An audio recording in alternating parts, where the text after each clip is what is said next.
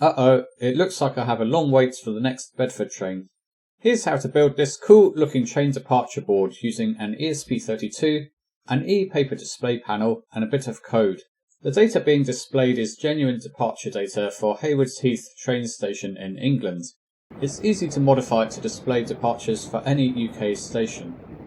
If you're not interested in how late our trains are running, you could also easily modify the code for another transit system, or your own model railway or diorama.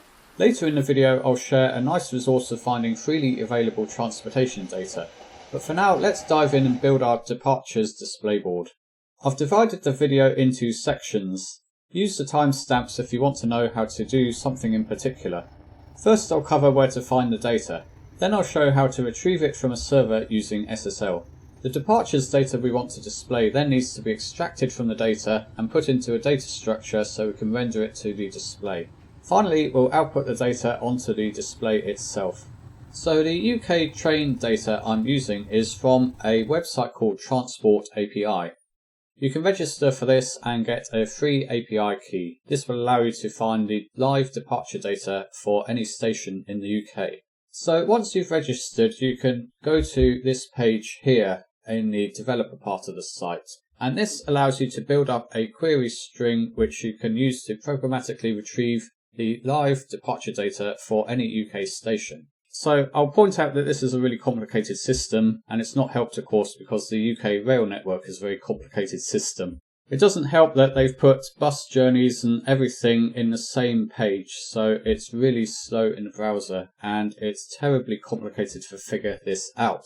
Unfortunately, I couldn't get it to work, so I must confess I'm doing a bit of a cheat on this. So if you do manage to figure this out, then drop a comment below.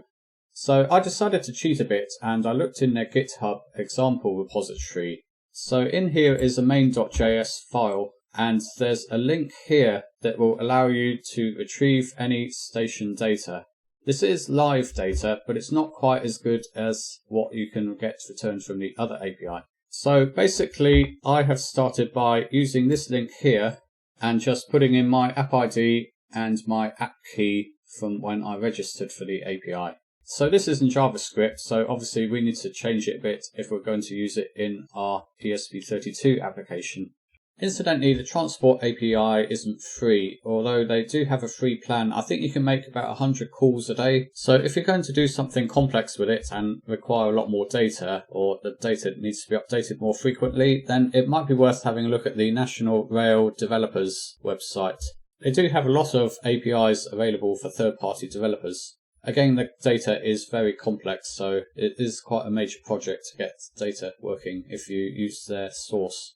I will just mention that I had real problems with the ESP32 getting it to work. One of the major problems was that there was too much data being returned. So when you're building up the query to return the data, it's a good idea to only return the data that you actually need. So you can do that by restricting the dates and times. I think they allow you to specify the number of results as well. Obviously, if you only want to use departure data, then don't go retrieving arrival data as well. There is a limit here, so there's a limit of the maximum total number of train journeys to be returned. You can also page the results, so that will work as well to restrict the amount of data returned. So now let's look at the Arduino sketch. So this sketch is in my GitHub repository and there's a link in the description. So in the demo itself, I'm not using the actual Transport API. I downloaded some data from one particular station and uploaded it to my GitHub. It is using SSL, so the first thing we'll do is I'll show you how to retrieve data using SSL. So the SSL part is based on the Wi-Fi client secure example.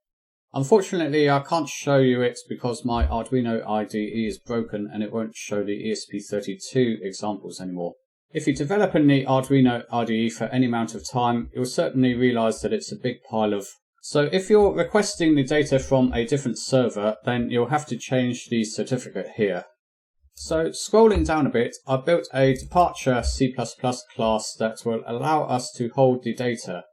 I only have 3 properties: departure time, the destination, and the platform. So if you wanted to retrieve more data and there are a lot more properties available, then you can simply extend this class and put in other public properties.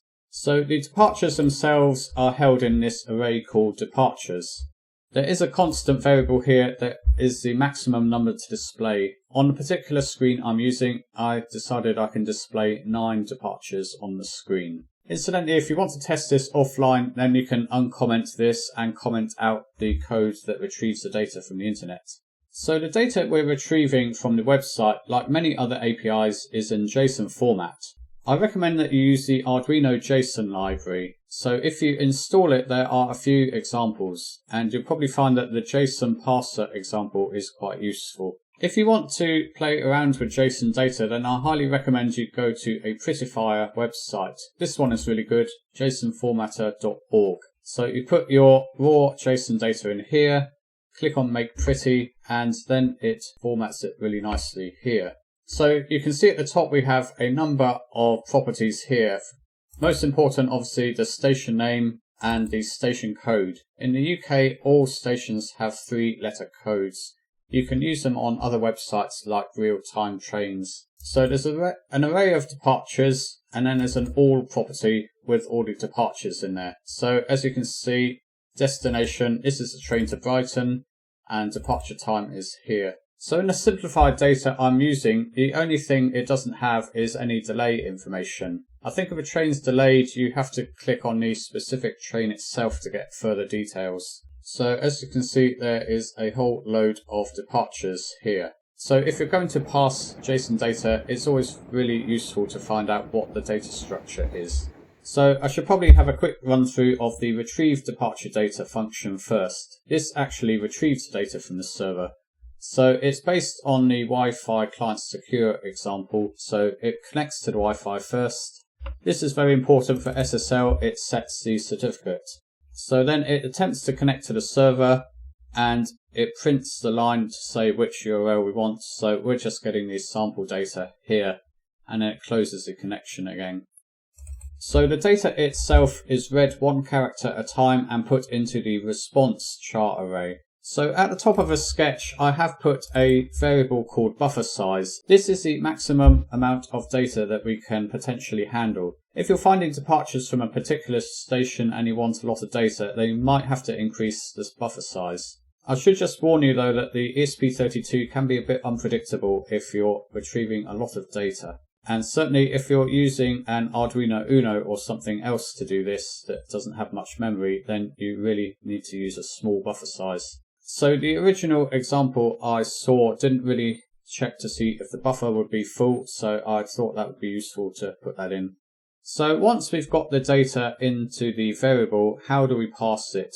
That's handled by parse departure data. So we basically instantiate a static JSON document of the size, which is the size of the data that we have, so size of the response. And then to decode it, it's called a deserialization process. So there is a check to make sure that the data could be deserialized properly. Next we'll come to extracting the actual values from the JSON array. So there's some properties at the top of the document.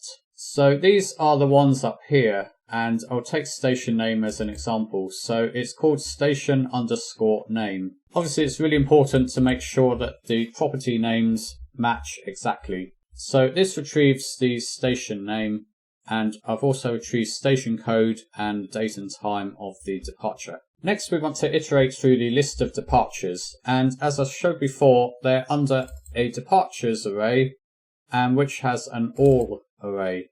I don't know why they put that in. Also note that mode is quite important here. Mode is set to train. So if there's a replacement bus service or there's a scheduled bus service, then presumably the mode could be something other than train. So just be aware of that. So to get the departures data, we simply iterate through the properties of departures and then all. And we keep going until we've met the maximum size of the number of results that have been returned. So train destination is this, it's departures, then all, then the current index, so I, and then the destination underscore name. I'm also retrieving the departure time and the platform. I should just mention briefly that platforms aren't necessarily always a number, so don't use a byte data type or something. A lot of stations have something like platform 1A or platform 3C, so just be aware of that. There are a lot more properties you can use, for example, where the train came from, also the operator name. Presumably every train has this UID as well, so you can probably dive down and find another link and get even more details about the train. Incidentally, if you're using this sketch, then be sure to go to Tools and then Serial Monitor, and it outputs quite a lot of debugging info. So it will show you all of the train departures that it's collected, and it will also show the ones that it's not displaying. So while we're iterating through all of the trains, only the ones here are actually added to the departures array. So if something's not a train, it will end up here, so we don't put it into our departures list. If we've exceeded the maximum number of destinations to display, then we won't put it into the array either. So the departures data is now in the departures array. How do we render it on the screen? So I'm using an ePaper display, and I can recommend using this graphics library, the ESP32 library.